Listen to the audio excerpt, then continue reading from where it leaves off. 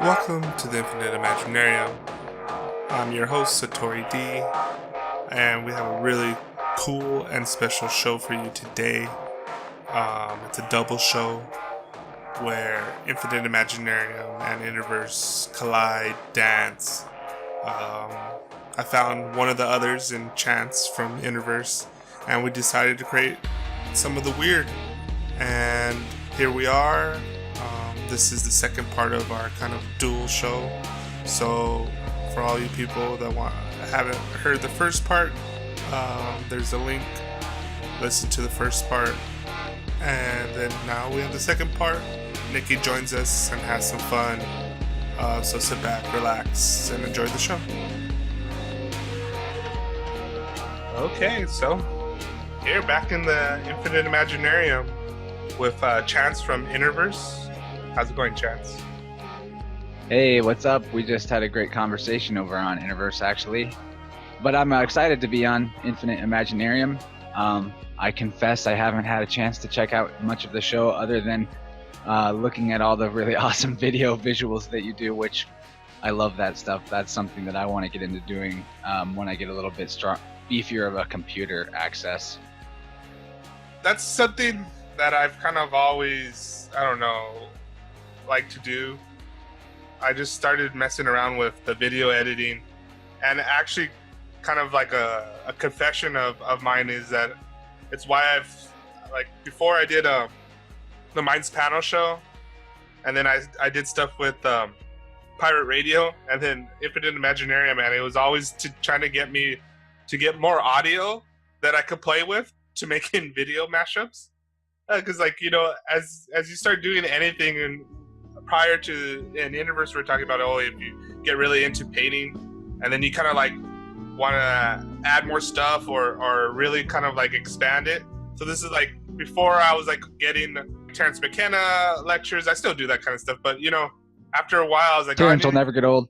Yeah, I was like, I need to get more like audio, like of different things, of like, as me personally, my favorite thing to do is to get moments where people are just talking and it's not like, oh, we're doing a show. Like I love doing what we call the community hangouts, and I kind of don't really even tell people sometimes that we started the show, and I kind of just record and then we're just like hanging out. And like one of the shows, Misty Nomer was like, oh man, like the first like 20 minutes is just me and Nikki girling out. Like they're just like talking about anything. I just started pressing record, and I'm like, oh, I love this. And then like is when we were talking about how you don't trust like reality or not reality. I think we were just had like verbal diarrhea, and you hardly got a word in edgeways, which is unheard of. And then at the end, you're like, yes, I've been recording the whole time. We're like, no, we just thought we were having this random chat. Yeah. I love random chats. The trickster. I wish that my show was a little more random chat-like, but I, for some reason, just can't stop bringing up like the same kind of topics with everybody and getting everyone's take on it. And I kind of have a pretty sharp focus. Yeah, but they evolve into random chats anyway. When you, even if you have a focal point and you think, right, I'm going to talk about these specific things, everybody's take becomes the random chat by default. Do you know what I mean? It sort of happens naturally anyway when you talk about these sorts of things. But like even when we do like our focus chats, we're always dancing around kind of like the same thing, and I think this is what attracts everybody together. As we started talking, like Chance is another one of those others, and that we didn't even know necessarily that much about each other, but just like the visuals that he uses or whatever, and then I'm probably the same thing with us, and we're just like, oh, this is something interesting to try to promote. And then we find out that we're kind of dancing around the same kind of topics and interested in the same kind of things, like when we're talking on his show about giving people that power of beauty of the act of creating any kind of like artwork or any kind of expression, and that the more you get in tune to your inner world, the InnerVerse, is the more that the outerverse opens up, the more you realize you have this unshakable power of your own awareness, and that prior to that, what we were talking about, I was talking about these unconscious tape loops, how they take away kind of like your power, because you have like this dialogue from childhood or whatever it is saying, oh, who are you to say this, or who are you, like, you know, kind of like doubting yourself and having this kind of weird like fear. But the more you get empowered, the more you learn about yourself, the more the outer verse opens up to you, and that you're the person who makes the grass green is a saying that I like to say. We carry heaven and hell around with us. Yeah, definitely. So something I guess that I wanted to talk about or get things going with is my new mantra is to find the others but also create the weird. So what is some of that creating the weird that you've been into? Any interesting thoughts of ideas that you kind of want to manifest? For me, my personal style with graphic art is definitely to create the weird. Basically, whenever I'm drawing, I just don't plan more than 5 minutes ahead, and there's been some projects where I put a little more forethought and planning into it. It actually seems that I have a little bit better idea to visualize and manifest something the more time I spend in a regular flow of working on it. And unfortunately, because of podcasting and my Babylon slave job, I've got no choice but to sacrifice the drawing to only a few minutes a day, sometimes better. But the weird aspect of it is in that I just, whatever comes to me as I'm making a scribble, whatever it starts to look like to me as it's happening, I just kind of go with that and let these forms emerge on the page that they get a lot of life in them from that process. It's interesting. And yeah, I wish that I was such a talented artist that I could animate anything that anyone asked at the drop of a hat. But I also really like the fact that the way that I do it guarantees its uniqueness to my personal self-expression. And I really like to put even words or phrases or symbolism that I've been thinking about at the time into my artwork as I'm doing it. And another way that I create the weird through it is, or at least I create the weird for myself, is on most every project of that nature that I'm spending weeks and weeks on, 15 minutes, 30 minutes here and there at a time.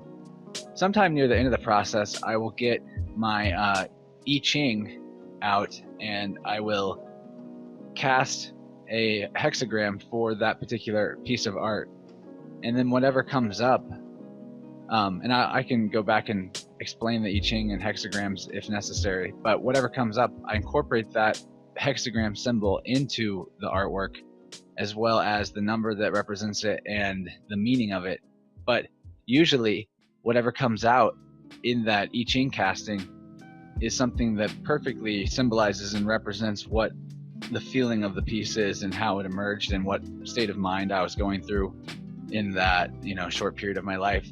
So I think there's a lot of tools that we can use to reflect upon ourselves, and that's the best way to create weird experiences, because the thing that seems to be weird in comparison to normal consensus reality is when your reality manifests and reflects your thoughts back at you in real time in a way that you can be attentive and aware of, and we call that synchronicity. And yeah, like I said, any kind of self-reflective practice is going to give you more opportunities for synchronicity. And in a society that doesn't even believe in that kind of thing and chalks everything up to coincidence, that's truly weird. Yeah, it was really interesting to hear you say about the I Ching. I haven't done it in a while, but I used to do it too in my own self-reflecting of doing my poetry and cast the I Ching and kind of play off of. It's funny because, when you're talking about we're talking about kind of quote unquote randomness or chaos or having, even earlier when we were saying about having these random discussions, I think, there's a lot of magic in that. What we're kind of saying about the randomness is not necessarily random either. And this is what the I Ching kind of like points to, like that in any given moment of time, there's a natural flow of things. And there's this great book that I read like a long time ago. It's called The Pyramid of Fire, and it basically was saying the same thing. and it talks about, it's an ancient Aztec codex. And I remember one, I read it, and they talk about how the outer cosmos and its progressions mirror images our inner kind of like emotions and stuff. Inner paths to outer truths. Reality is open source. Find the others, create the weird. Inner path to outer truths. Inner paths to outer truths. A common thread seems to connect all shamans across the planet. That this commonality cuts seamlessly, irreconcilable ethnic and cultural lines attest to the mystery and the power that lies at the source of the myth and the human psyche, from Lapland to Patagonia, from the Paleolithic to today. Archetypes activated during the shamanic ordeals and exaltations are astonishingly similar. Inner paths to outer truths. Inner paths to outer truths. Inner paths to outer truths. And when I used to work with kids, I would notice this like kind of random, whatever it is, at any given moment, there would just be a weird thing where everybody was seemingly in this like weird mood. There was no like identifying index that would say, oh, this is why everybody's in a bad mood because someone did something. No, it just was like, for some odd reason, everybody was out of sorts. This would happen like in a weird pattern. I don't know, because I was reading that book, but then I started really trying to like observe this and observe it in myself. And me, Nikki, and Missy always seem to have this weird connection in a sense that our moods kind of ebb and flow together. Our moods kind of ebb and flow together. Our moods kind of ebb and flow together. That seems to coordinate with each other. It's the satsang concept, right? Yeah. Yeah. I think the key to finding the others, the mantra, is to be creative, because in a sense we're all one consciousness but different expressions of the same consciousness. So when you're being creative, you are vibrating at a certain level that will bring in those mirror images, the people in your life become a mirror to what your current state of consciousness is at the time. So, when you become creative, it's like some people say, oh no, I can't do art, I'm not very creative and I couldn't draw anything, and I just say to people, but it's not a case of there's not an exact formula to drawing or artwork. You just you have to begin. There has to be a beginning point where you start to do it, and then it just kind of develops from there, and it starts to flow through you, almost a bit like a channel of energy. When you start to be creative, when you actually attempt some form of creativity, then the whole issue of finding the others happens automatically, because it's a reflection of your consciousness. I was just saying that whatever your state of consciousness is, you bring in a reflection of that. It seems as though you're getting all these coincidences, or that all these people are coming into your life and things are happening, and it's like, oh my God, I was having that same thought as you. And like you were saying, Dan, about how people ebb and flow together in their states of mind. I think it kind of boils down to the fact that there's one consciousness, there's one true consciousness, and then every human being is an expression of that one consciousness. But being creative is kind of the key to tapping into that, to allowing that synchronicity to occur. I completely agree with that. And what I would add to it is, whenever you are expressing your true unique self, what that does is it puts out into the unified field of consciousness a signal to that which is seeking for your frequency. And whenever you're actually yourself in a position of seeking or needing or perceiving a lack, and therefore not engaging your creativity and energizing yourself through the power of your imagination and your own unique expression, then what finds you is something that's looking for somebody that is seeking, which usually when somebody is looking for somebody that's seeking, it's to take advantage of them. Perfect case in point, in my entire history of going to music festivals, every time I've ever set out to try to find mushrooms and ask people for it, I would inevitably be sold bunk mushrooms. And whenever I would actually just put out the vibe that I'm looking for mushrooms, that I would like that experience to come to me if it is what should happen, most of the time I'll be given mushrooms by somebody and they'll be really good and I only have to spend money. So it's like, I mean, festivals are definitely a hotbed for super synchronicity. You can actually even see the phenomenon of a lot of people in a similar state of consciousness if you're at a show and you see everybody really in tune with the music. And what happens is there's a feedback loop between the people on stage and the people in the crowd, and their vibrations affect one another. And there's this crazy alchemy, and you can watch the entire crowd having similar reactions and feelings to what's being done by the music at the same time. It's really trippy to watch, especially if you're like energetically sensitive at all. Yeah, definitely. I mean, that's probably one of the great aspects of going to these events is that energy that everybody brings with them, and how the whole room or people are like really expressing the beat or whatever the music is. I used to go to these pretty big events over here in LA, and that's like the whole, you could see, we at the Coliseum, you could see the whole wave of like 50,000 people just like all in sync with each other, and just it looked like an ocean of just people moving up and down and like all in sync with the music, and you could really feed off that energy. And it's kind of tying into what we were saying earlier about sometimes I was kind of talking about my guilt sometimes that I have when I'm too involved in something that I'm doing, and I kind of like shut out the world, and I feel bad, like, oh, I don't keep in touch with my friends or this and that. Something that I do with my parents is we watch baseball together or we go to games together, and a lot of the times, like if either I'm writing something or whatever, I'm not totally there. Like I'm always thinking about other things, and I had like this weird kind of like guilt of not being totally there and feeling like weird because like I'm at a sporting event and I have all these other things. But then that's not the reason. Like I'm there to like kind of like have this relationship with my parents, and we have a good time, and we talk about different things. And the baseball game is just a catalyst for that.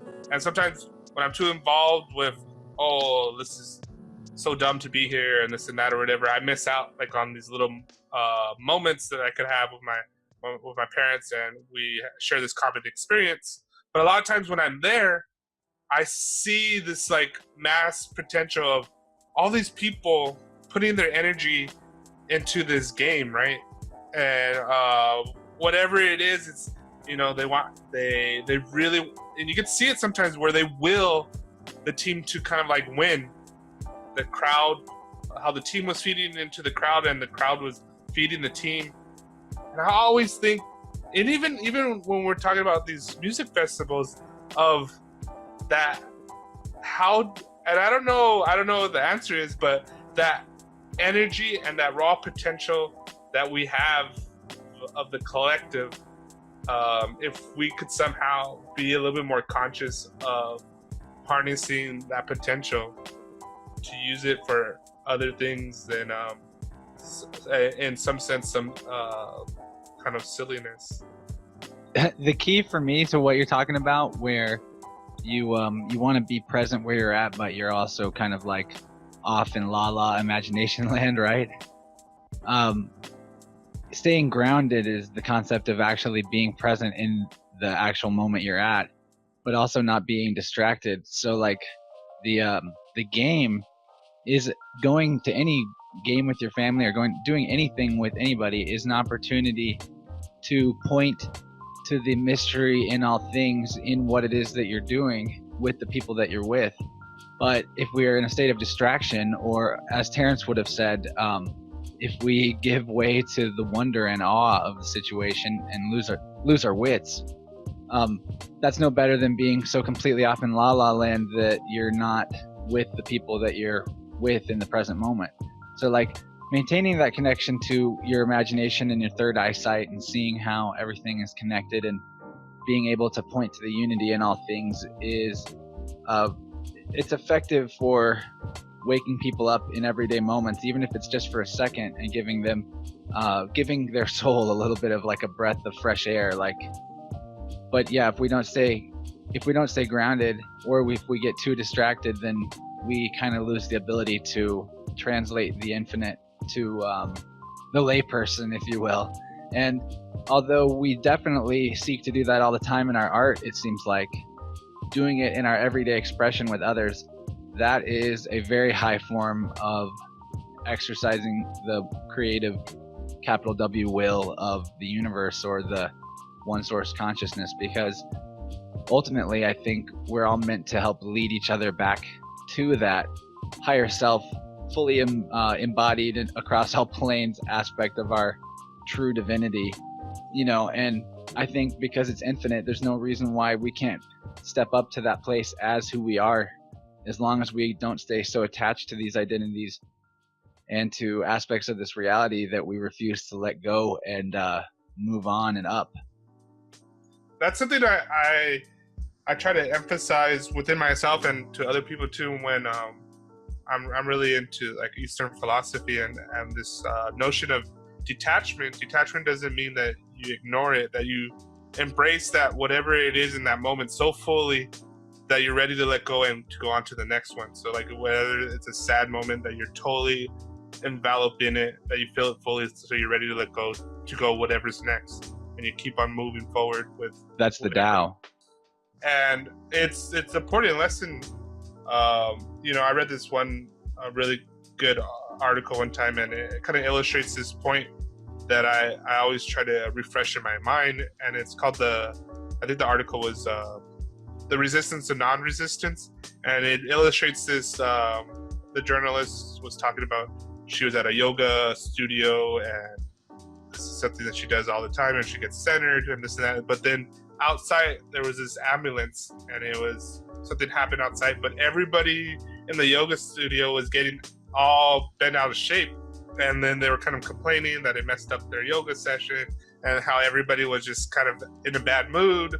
And then she kind of reflected on that. It was like, are we like missing the point? These meditations and yogas are like these practicing your skills, but it should be so you can be fully immersed in reality and fully immersed in the Tao. Like maybe reaction should be like, oh, I wonder if there's some way I can help. Make sure. Yeah, like there's someone probably like dying outside and is messing up your Bodhi yoga. Like I think you're missing a little bit of the point.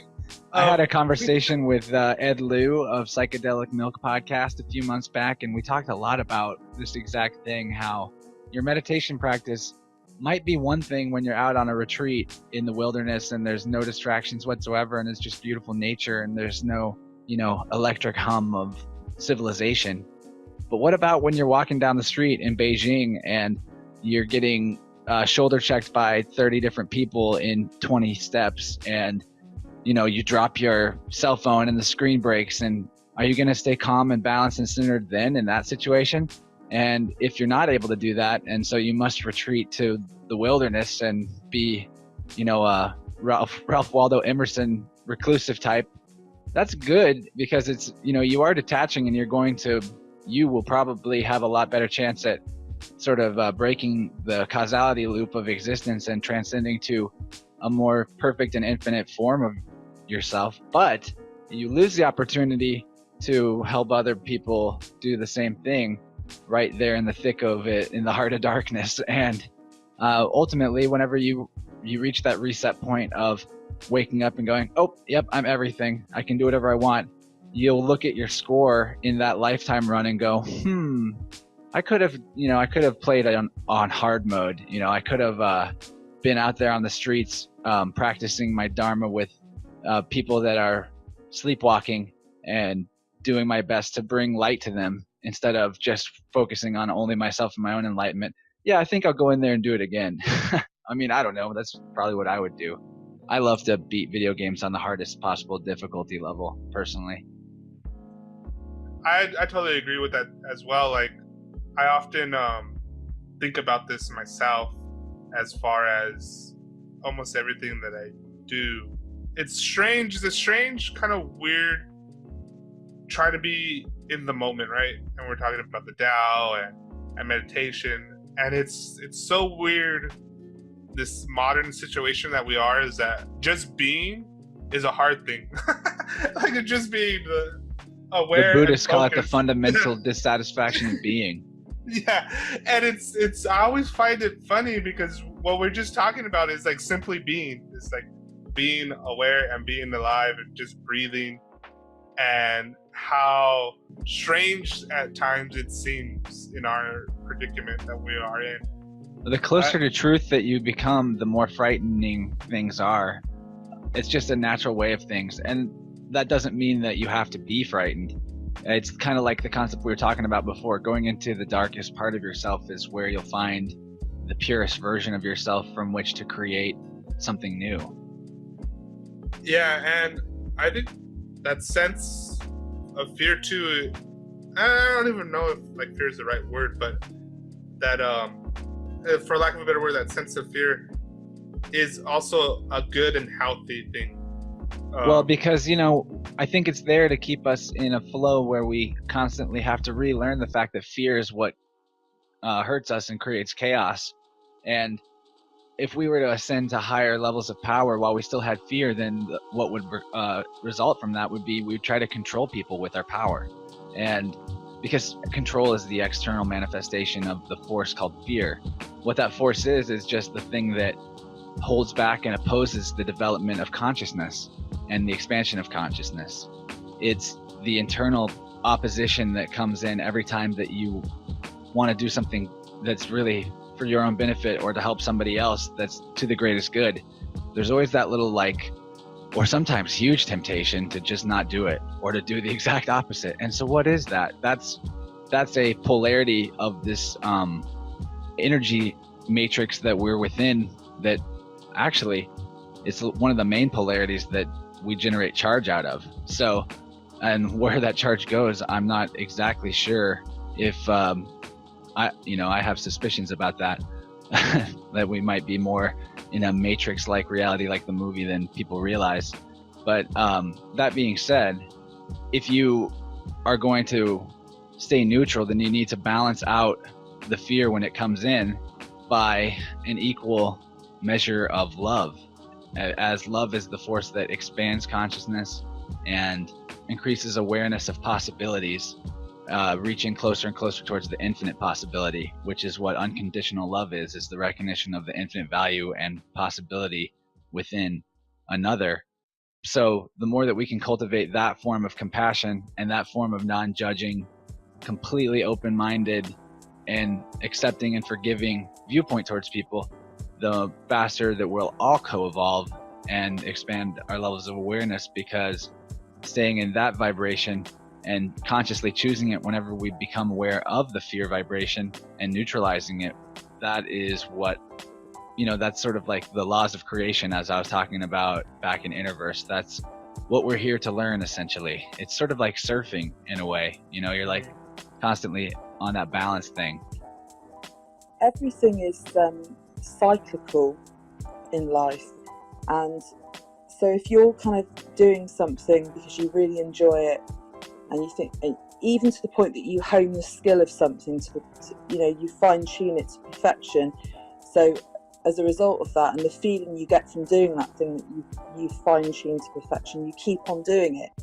At some point, consciousness will step in and inject some kind of opposing scenario, almost a bit like the kind of the thing that they call self-destruct scenario, where everything's going great and it's almost like you create some kind of a challenge or some kind of difficulty that in a sense was totally unnecessary.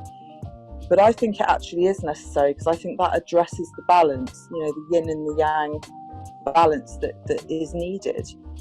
People will often take the path of the most resistance, they'll be saying, get this meditation skill to perfection, and I want to just let my thoughts flow, but then I get to this point where I shut myself off, and I always say that meditation doesn't have to be a stereotypical scenario where you get it perfect and you're sat cross-legged on a mountain somewhere doing this perfect meditation. It can be anything. You can be meditating in any scenario, and usually the easiest way to meditate and to focus your mind, or allow yourself to become completely aware in a pure state of awareness, is to do something that you really enjoy, which elevates the vibrational field of your consciousness. So you elevate the consciousness, and then the meditation is just natural and easy.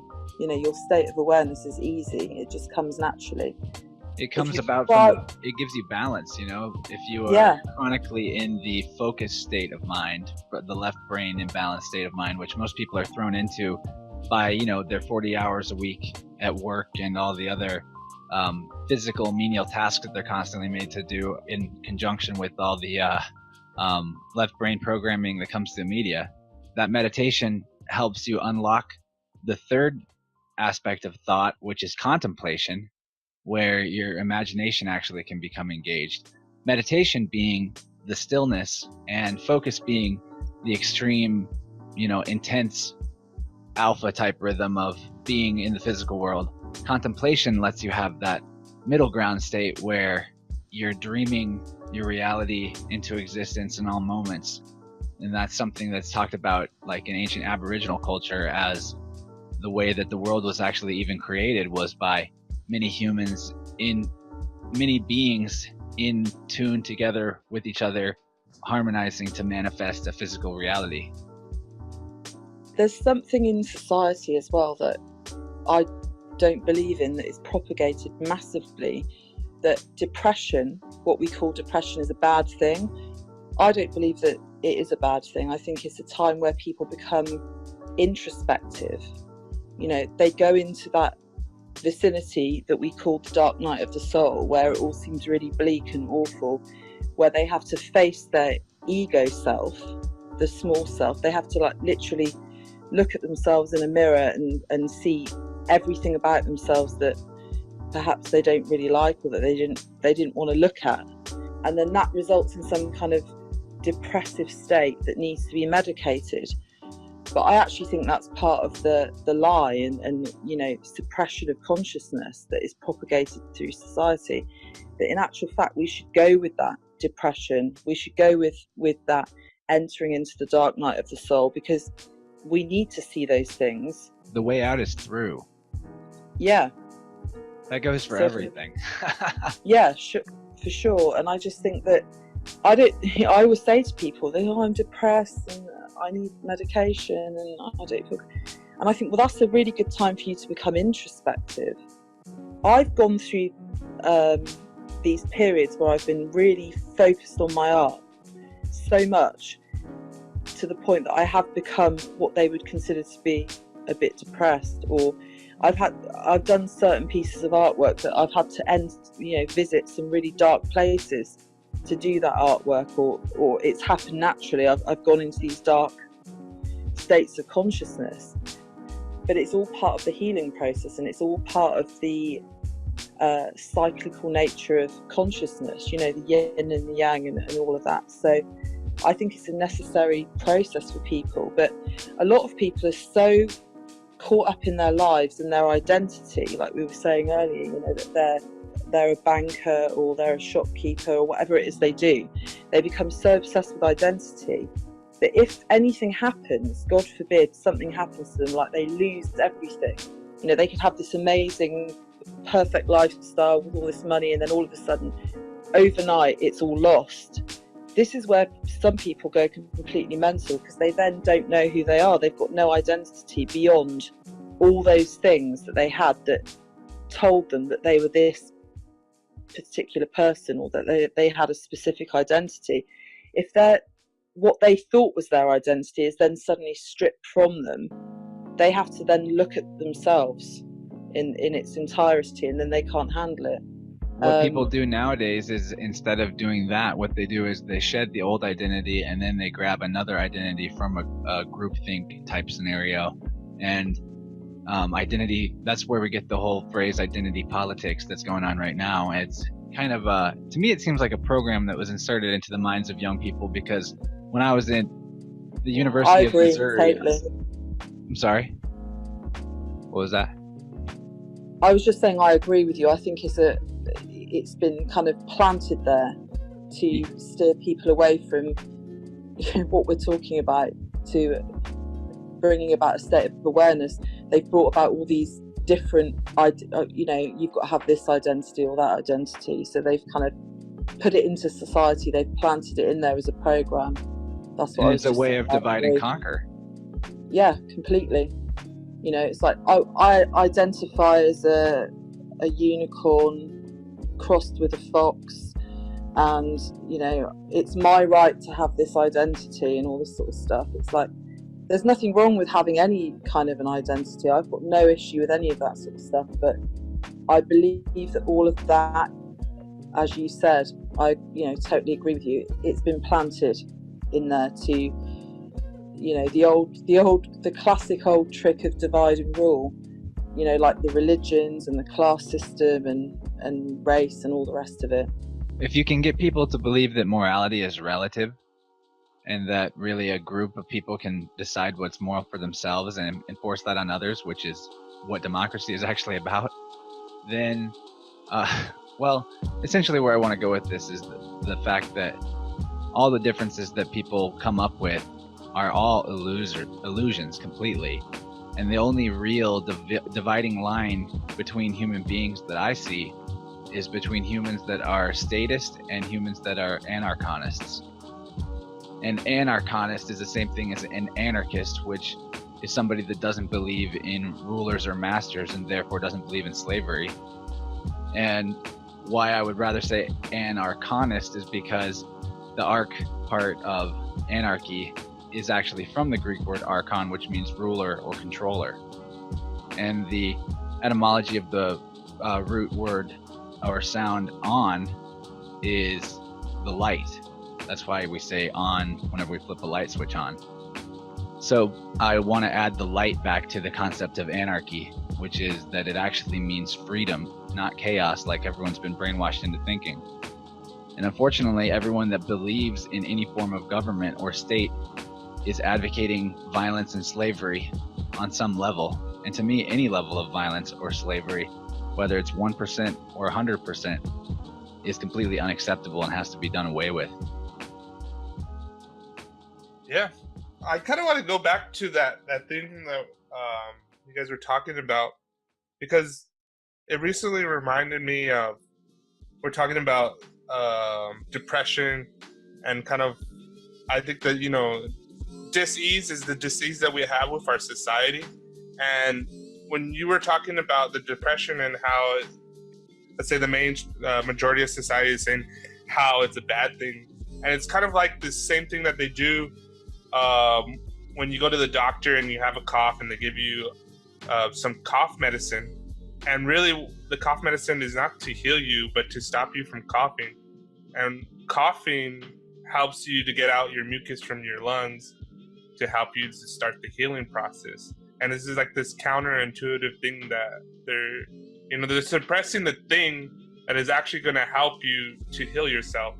And this is kind of like the same thing, I think, what Nikki was kind of saying about depression. And also, too, what you were saying, not only the identity politics, but I think it's this other thing, too, about how we have all, whether it's like a conscious kind of like conspiracy or even more, I think, kind of scary is like this unconscious thing that we're doing to ourselves collectively because of how we're not embracing the totality of ourselves. And kind of going in what you're saying about either you recognize your own self-governing, your own rule of your own will, or you give it up into like this slavery to this other entity, quote unquote, the belief in authority.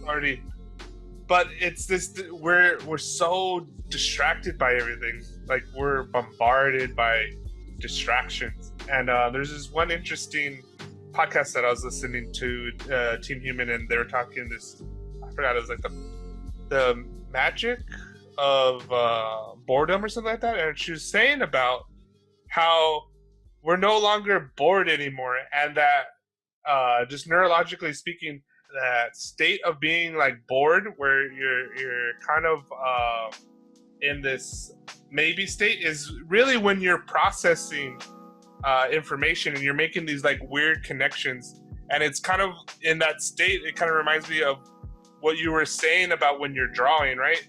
And I notice this a lot of times too, when I'm in Same thing that happens when you take a shower and you have a good idea. Yeah, and you're making these connections that you probably wouldn't normally make, and for some reason they just make sense. And that's that you're like tuning in to that kind of like weird, I guess, and that we're on some days I think, oh, it's more of this nefarious thing that they don't want us to realize that. But then in another sense, I think, well, we're just like giving ourselves up to it as well. We could just put down exactly anytime we want. we could go outside and dance and have fun.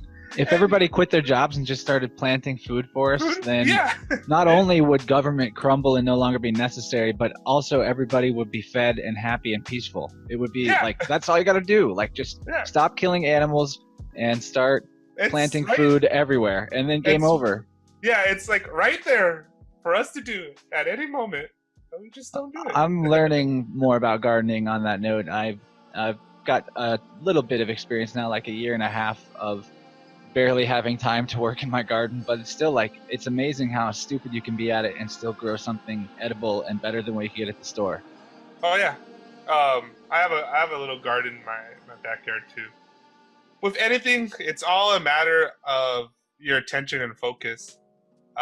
The plants actually know how to grow themselves, but it's just giving them. I think you can send them energy too, though. Yeah, there's actually a lot of interesting studies on that. How more aware plants are than we kind of realize. They're made of water, and are you familiar with the studies about frequencies and words and intentions affecting the structure of water? Well, that would apply to us and to plants as well. Yeah. This is like the most simplest like science experiment any kid probably has done in their science fair, is where you get a plant and you play like music, and then like one plant grows better and then the other one doesn't, or like, if you don't like. But there's I have this book. It's called I forgot what it's called. I think it was called Plant Shamanism. But anyways, they're doing these. One of the most interesting stories that they had there is that the scientists were monitoring the plant as far as the signals that they're sending out, and one person came into the room and ripped a plant out and threw it on the floor. And so of course the plant kind of tenses up, like if it's restricting its water and going down to the roots and like kind of in a protective state.